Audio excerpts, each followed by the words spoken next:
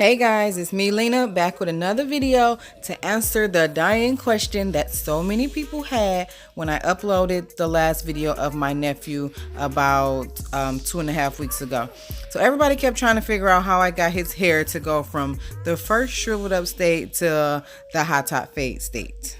Okay, so I kept saying it's really simple, guys. I just blow dried it out. So this quick video right here, I'm just showing I used a little of my hair growth oil and I just put it in my hands and rubbed it through to give his hair some moisture. It was already wet because he had just washed it, so I just wanted to add the oil to moisturize it a little bit before I blow dried it out. Mama.